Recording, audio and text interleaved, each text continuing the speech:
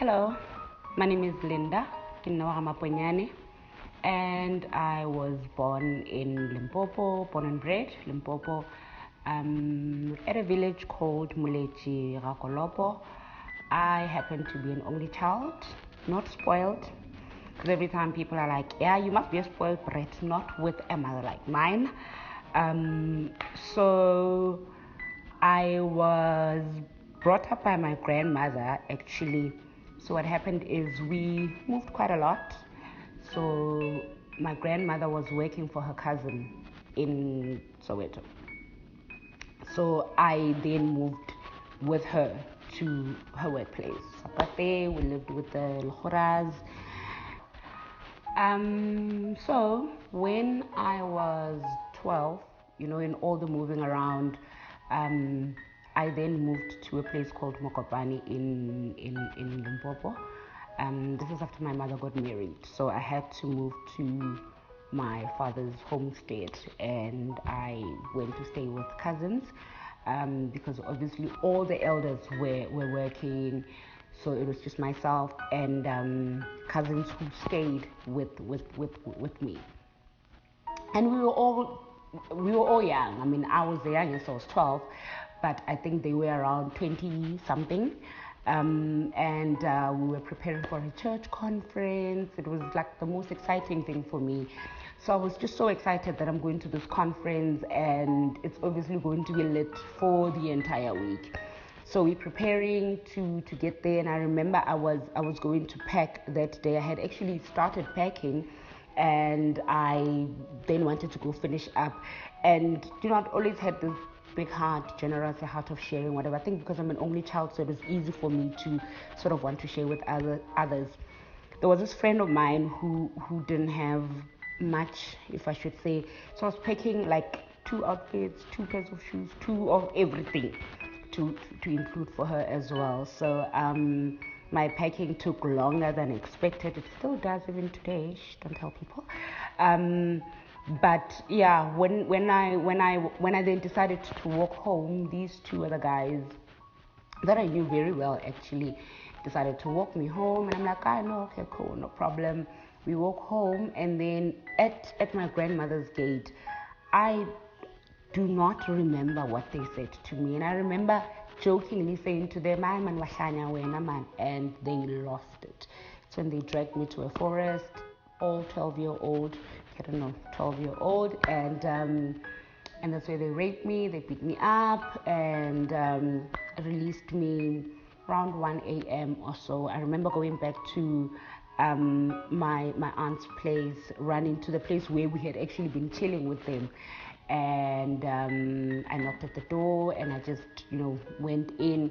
And I remember saying to Umani, Hore, Justice raped me, and she was just so shocked. Next day, we were at the hospital, and I remember how, you're 12, you get there, and you obviously want to explain this, but you don't quite want to tell the person sitting next to or on the other side of the counter that you've had sex, and obviously it's rape in this incident, but you just can't say it at the same time.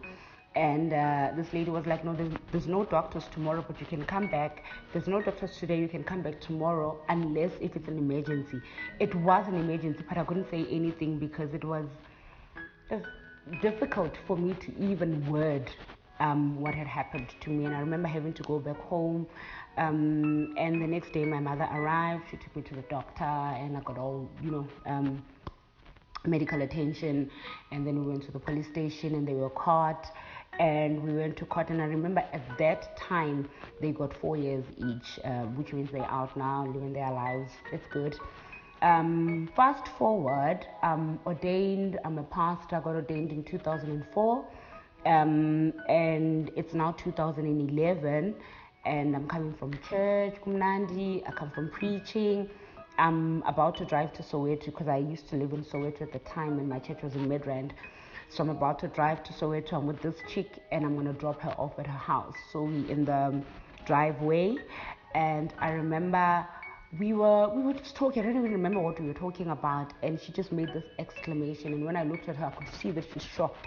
And when I looked the other way, there was suddenly a gun on my head, and this guy was like, "Go to the back of your seat," and I had to literally move between my seat and the passenger seat. So I went back, and I was told to kneel down, and I was told to put my hands where they can see them.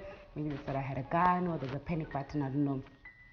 And they drove around with us for what seemed like years, and we eventually get to this place. I remember they stopped, and then this guy says, "No, we just want to use your car for like 5 minutes, and then we're going to give it back to you."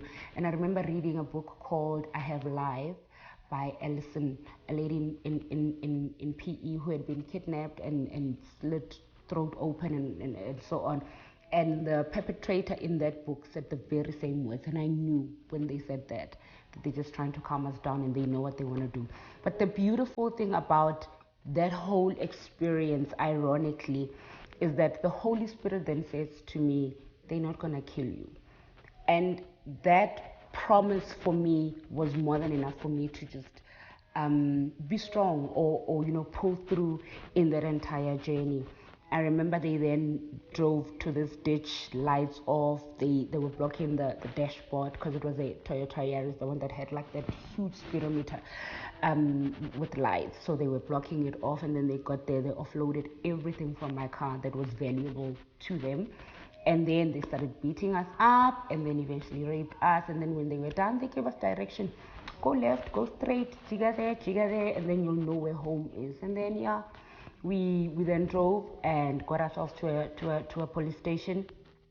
And I remember when we got there, in fact, we didn't get ourselves there. We drove to our leader's home, and when we got there, she gave us directions to the police station. We then drove to a certain old woman's house. When we got there, she then drove to the police station with us. Rafika, we took the statements. We were done. At that time, I'm already bleeding, I'm bleeding, heavily so. And by the time the guy who came to take us to the crisis center at the Tembisa hospital arrived, I remember I had been going in and out of consciousness because I had lost so much blood. We got there. So when the doctor was examining me, I remember her saying, in the 19 years of me being in this faculty or industry, whatever, I have never seen such damage. I thought to myself, oh my word, what did this guy do to me? I was wheeled into theater to go and roka the whole mess or damage that he had done. As soon as I was out, I was on ARVs for 28 days, which is a period which is a norm or a must for every rape survivor to get ARVs for 28 days. And unfortunately, they didn't give me STI medication. 3 months later, I contracted an STI and I had to be put on STI medication.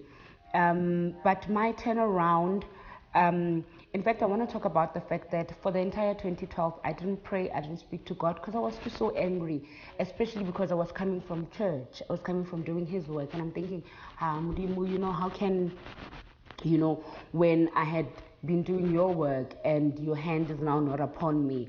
But the comfort then came from the day he summons me to a meeting and says to me, I need to talk to you. And he says to me, I need to release you into a ministry, and you're going to launch a ministry called My Womanhood, My Worth, where you go in to talk to my girls about the things that happens to their womanhood that then takes away their worth.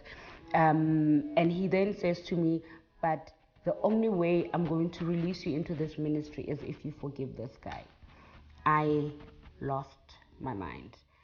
I'm sure I must have looked like a mad person talking to God, and in that manner, because I was like, Lord, it's not happening. And eventually he said these words to me. He said to me, if you don't forgive this guy, you're going to grant him the power to rape you every day. At that time, light bulbs came up, and I realized that indeed I'm going to give him the power to violate me daily. And I took a pen, I took a paper, and I wrote him a letter. It's chapter 7 in my book, Shadows of My Scars. I wrote him this letter, and at the end of that letter, I felt so much load come off my shoulders, and I realized that not only had I housed this man on the inside of me, but I had held myself prisoner because I was not forgiving him. And I started writing my book in 2014, which took me 2 years because it was one of the most difficult things I'd write. And when I go to certain places in my book, I would just close the laptop and break down and not write for 3 months or whatever. Until one day I was ministering in Timbisa somewhere, and a prophet says to me, "Woman of God, where's the book?" It was at that time, at that point where I got home, finished writing the book, which is available now. The title is Shadows of My Scars. And that's how I got my healing. The writing was therapeutic. The writing helped me so much. And the book has had a beautiful feedback and a beautiful acceptance. People accepted it, the audience, and people are writing back and calling back and texting back to say, thank you so much for writing it. It has actually brought light and healing for me. And I pray and hope that my story will continue to be a balm of Gilead for others. It will continue to be a beacon of hope for you. It will continue to say to somebody else, if Linda could rise above it, I can rise above it. Hi, my name is Linda Maponyane, and I have been through the most.